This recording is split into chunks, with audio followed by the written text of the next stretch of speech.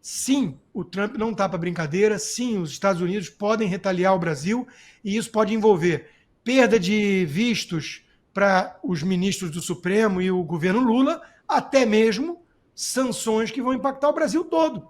Infelizmente, o Brasil colocou o ladrão de volta à cena do crime, como diria o vice, Alckmin. A taxação econômica, por conta da atitude do Trump em relação ao mundo mesmo, de proteger a sua economia, e em relação ao Brasil ainda tem essa outra questão relacionada a sanções por conta da ditadura. Fala pessoal, sejam bem-vindos! Começando mais um vídeo recheado de informações importantíssimas. Mas antes, inscreva-se agora mesmo no canal, deixe o seu like e compartilhe esse vídeo com o máximo de pessoas. Assim você vai estar me ajudando demais. Giro na tela e notícias a seguir.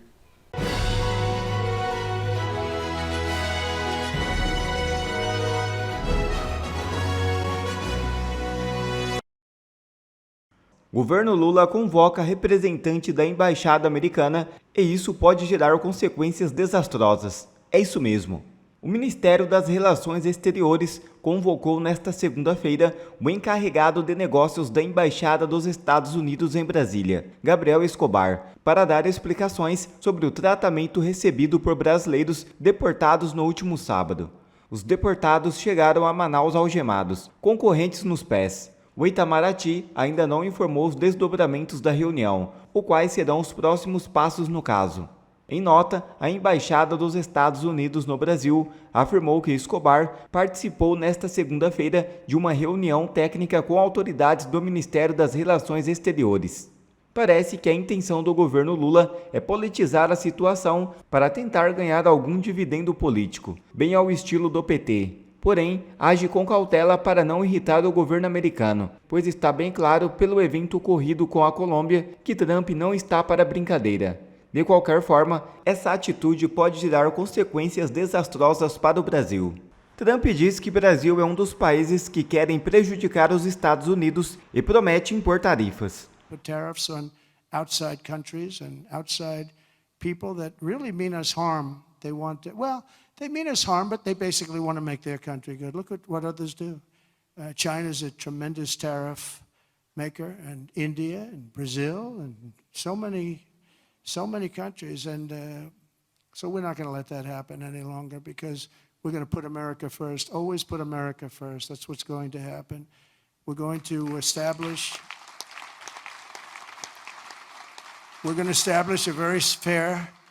a very fair system where money is going to come into our coffers and America is going to be very rich again, and it's going to happen very quickly. It's time for the United States to return to the system that made us richer and more powerful than ever before.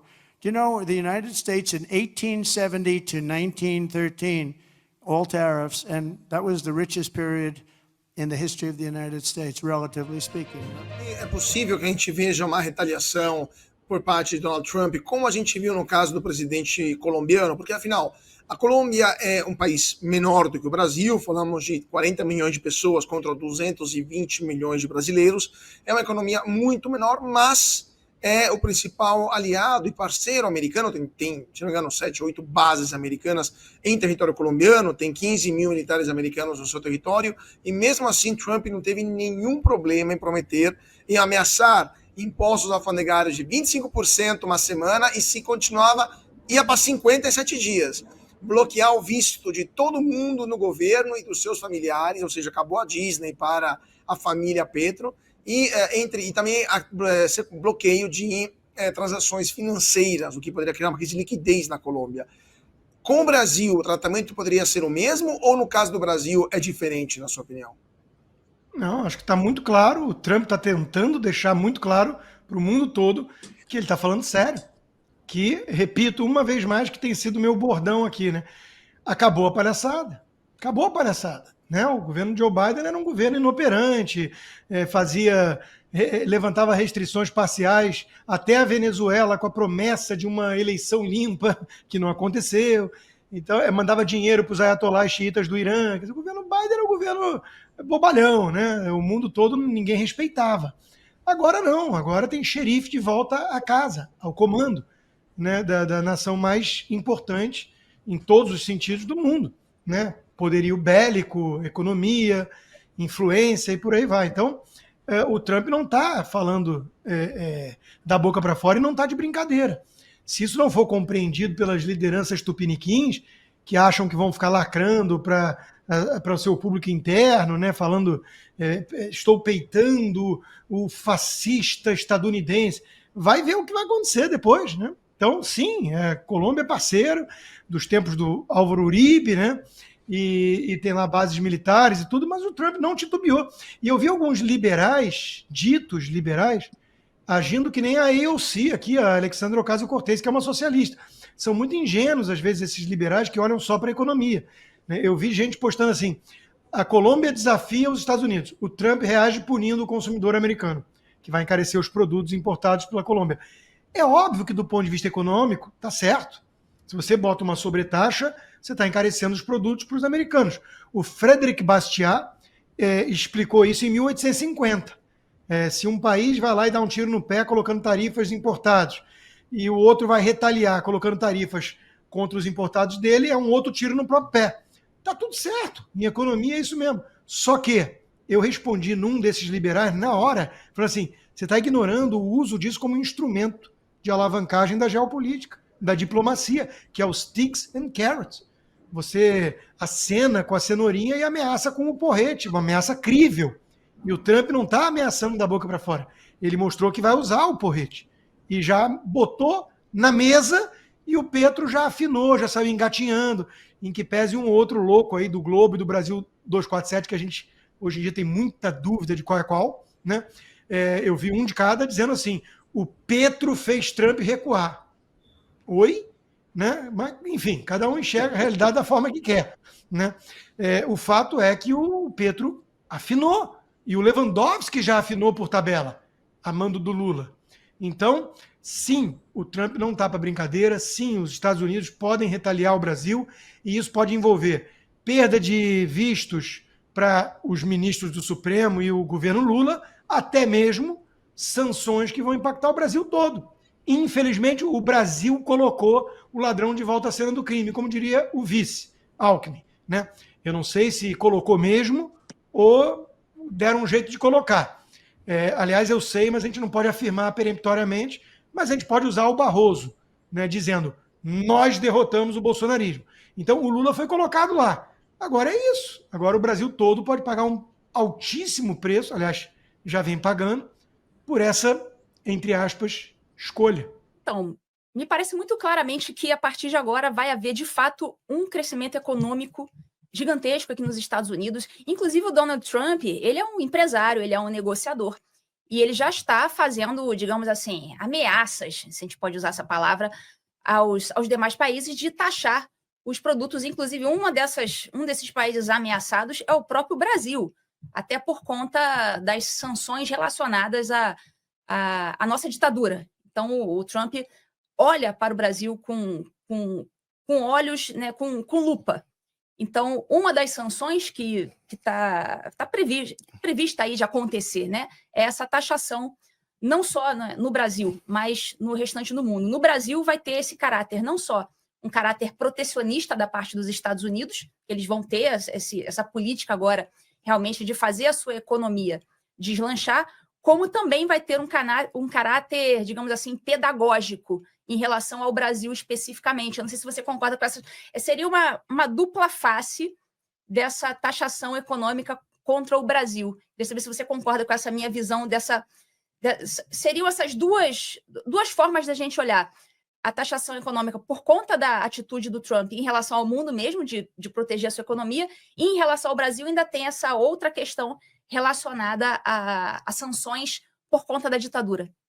O Donald Trump, ele tem, eu acho engraçado, porque a gente vive mais ou menos 100 anos, um pouco mais de 100 anos depois de um presidente americano, que foi o Teddy Roosevelt, que desenvolveu a política norte-americana externa, conhecida como o Big Stick, que a gente estuda até na escola, né? Porrete. É o grande porrete. E ele tinha uma frase que era, ele dizia o seguinte, né? Fale de forma gentil, mas carrega um grande porrete. O Donald Trump, ele é a nova versão, porque ele fala de uma forma nada gentil. E ainda assim carrega o grande porrete.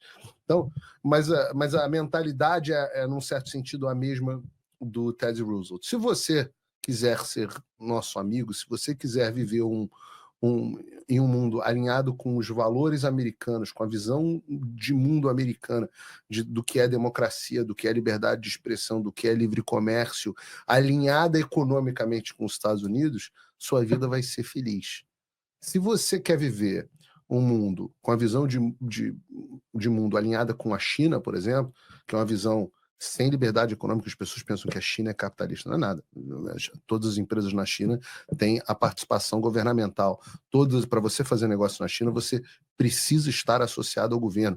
Geralmente, todos os bilionários chineses são membros do Partido Comunista. Então, quem acha que China é capitalista, etc., está muito enganado, né? Então, com liberdade econômica, sem liberdade econômica como na China, com a participação estatal, se você quer viver num país com censura, onde você tem um processo eleitoral não confiável e onde você está alinhado economicamente, o maior parceiro comercial do Brasil durante 200 anos foram os Estados Unidos, até que o Lula chegou no poder pela primeira vez. E aí a China passou a ser o principal parceiro comercial do Brasil e hoje a China faz quase o dobro do comércio com o Brasil que os Estados Unidos fazem. Então, se você quer estar alinhado a essa visão de mundo, essa visão que hoje vive em crise, né? A China está numa crise econômica severa, que deve se acentuar em breve. Se você é isso que você quer, então você vai sentir a pressão do porrete. Bom, acho que agora é o que faltava para a gente ter a mais completa convicção de que esse é um governo covarde que nesse momento está completamente acuado. É por isso que é hora de ir para cima. Nessas últimas semanas levou muita porrada. É Pix, é data de validade nos alimentos, é intervenção na comida, é mandar trocar laranja por outra fruta, é uma cagada atrás da outra. E aí aconteceu essa questão dos deportados. Tentaram criar uma narrativa para criar uma opinião, para sustentar uma opinião contra o Donald Trump. Não colou. Afinal de contas, o tiro saiu pela culatra. Porque essas deportações com as pessoas algemadas acontecem desde o governo Biden, lá de trás. É normal. E eles nunca falaram nada. Quem pediu para retirar foi Bolsonaro, inclusive. Mas vamos lá, vamos voltar ao assunto de agora. Gustavo Petro na Colômbia vai lá e dá uma de grandão. Ele achou, na cabeça do Gustavo Petro, ele achou que ele ia ir para cima dos Estados Unidos e toda a América Latina se juntaria a ele, seria uma loucura. A mulher lá de Honduras já organizou uma reunião de emergência do CELAC, né, das nações aqui da América Latina, onde eles vão se juntar contra os Estados Unidos. E aí como é que fica o maior país da América Latina, que é o Brasil? Vou mostrar para vocês. Depois de ter soltado algumas bravatas para satisfazer a imprensa e sua militância, olha isso aqui. Lewandowski sobre deportados. Não queremos provocar o governo americano. Como é que é? Engraçado, né? Quando estava no STF era um deus. Ninguém podia questionar.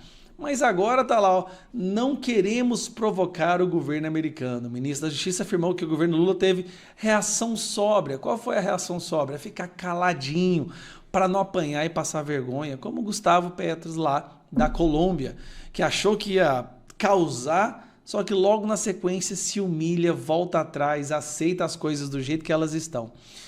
Como se isso não fosse bastante, porque isso aqui é uma vergonha, né? Cantou, bravata, nós exigimos que eles venham sem algema, não vai mudar nada, vai continuar vindo com algema, porque se entrou lá ilegalmente é um crime, e muitas dessas pessoas são criminosas, e você tem que entender que essa é uma questão de segurança não só para quem está algemado, mas para as outras pessoas, porque se tem um desses doidos que tenta fugir num avião a 10 km de altura, morre todo mundo. Se o doido vai lá e tenta abrir a janela de emergência, a porta de emergência, ou tenta subjugar o piloto, todo mundo vai pro saco. Então é uma questão de segurança. Viajar com essas pessoas com elas algentadas, pés e mãos, é para a segurança de todos que estão ali, inclusive aquelas que estão algemadas. Mas tudo bem. O que acontece? O cara vai lá, solta a bravata, finge que vai para cima do governo, Donald Trump, fascista, nazista, né? No outro dia soltou dessa aqui, ó. Não queremos provocar o governo americano. Como se isso não fosse bastante, olha o Lula. Planalto descarta a viagem de Lula para a reunião de emergência da CELAC. A reunião foi convocada após tensões causadas na política anti-imigração de Trump. Lula pode participar do encontro de forma virtual. O que acontece? O Lula, vendo o que aconteceu com o coleguinha dele, Gustavo Petro, decidiu não participar da reunião da CELAC, que vai ser em Honduras, justamente para tratar sobre essa questão. O presidente não viajará a Honduras para a reunião de emergência. Isso porque ele acabou de ser liberado pelo médico dele para poder voltar a fazer as viagens, tá? Então não tem absolutamente nada a ver com a condição. Dessa vez eles não vão conseguir usar a condição médica, porque ele acabou de ser liberado. O encontro foi convocado pela atual titular do bloco, Xiomara Castro de Zelaya, presidente de Honduras, após crise migratória e tal. Então o que ela quis fazer? Uma reunião com os países da América Latina para organizar alguma espécie de resposta e retaliação ao governo americano. Lula sabe que não pode nem chegar perto disso. Presta atenção, a economia no Brasil está horrível. Qualquer aumento tarifário, qualquer alteração tarifária dos produtos que nós importamos dos Estados Unidos, e que são muitos, isso vai destruir ainda mais a nossa economia. Aí nós temos o problema das tarifas, dos vistos dos membros do governo. Você sabe que o pessoal do PT não vai para Cuba passar férias, não, vão para os Estados Unidos. Isso deixou eles com medo. Então Lula arregou, não vai na reunião dos países da América Latina.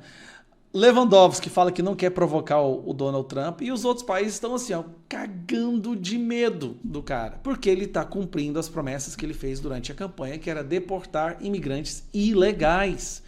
E aonde é que essa parte, qual parte as pessoas não estão entendendo? São imigrantes ilegais. Se uma pessoa entra ilegalmente, sem ser convidado por você na sua casa, você faz o quê? Você deixa ele lá? Não, você tira ele. Os americanos têm total soberania para decidir quem pode ficar lá ou não. Entendeu? É simples. Faz o seguinte, eu faço uma recomendação para esses jornalistas que estão revoltados e para a esquerda também. Tenta entrar em Cuba sem um visto ou sem uma autorização. Tenta entrar na Coreia do Norte ou na China. Você não vai ser deportado. Você é executado ali mesmo no paredão, na fronteira. Mas não, os Estados Unidos eles são obrigados a aceitar todo mundo. Não aceitou, mandou de volta para trás. O governo Lula recuou, arregou vergonhosamente. Que nem, não no mesmo nível do Gustavo Petro, mas arregou sim. Um abraço. Eduardo Girão, Marcos Pontes e Marcos Duval oficializam candidaturas à presidência do Senado. Davi Alcolumbre ainda não registrou sua candidatura. O senador Eduardo Girão protocolou nesta segunda-feira a candidatura à presidência do Senado. As eleições estão marcadas para o próximo sábado, 1º de fevereiro. Girão foi pessoalmente à Secretaria-Geral da Mesa entregar o documento que formalizava a candidatura. E agora é oficial, né? Acabei de registrar, né, uma carta para o presidente Pacheco, também para o secretário-geral da mesa, Gustavo Saboia, me inscrevendo para essa eleição, que eu acho que o brasileiro vai assistir como uma final de Copa do Mundo, no sábado, dia 1º de fevereiro. Impeachment de ministro do Supremo Tribunal Federal, transparência nos gastos do Senado, anistia para presos do 8 de janeiro e voto aberto para a presidência do Senado são algumas pautas defendidas pelo senador para uma possível gestão como presidente. E se Deus quiser, nós vamos ter aí um resultado profícuo, um resultado positivo para a sociedade brasileira que está participando dessa eleição, que vai decidir a vida do Senado por 2 anos. E eu espero que o Senado finalmente acorde para defender a sociedade, a nossa Constituição, a vida, a família, a ética e a liberdade. O senador astronauta Marcos Pontes também oficializou a candidatura nesta segunda-feira. Em outubro do ano passado, ele já havia anunciado a candidatura em plenário. Eu trago comigo o sonho de todos os brasileiros que desejam justiça e mudança para testemunhar o retorno do Brasil à sua normalidade. Hoje, portanto, eu estou aqui para me apresentar como um candidato à presidência do Senado Federal. Outro candidato é o senador Marcos Duval, o primeiro a protocolar o nome para a disputa do cargo. Já o senador Davi Alcolumbre, também cotado para a disputa, ainda não protocolou a candidatura. Os senadores têm até sábado para oficializar os nomes e concorrer à vaga. Quer ver mais conteúdos como esse? Então inscreva-se agora mesmo no canal e ative o sininho das notificações. Assim você não perde mais nenhum conteúdo que é postado aqui no canal. E também já deixe o seu like para o YouTube ajudar a divulgar o nosso trabalho. Fico por aqui e que Deus abençoe a todos. Brasil acima de tudo e Deus acima de todos.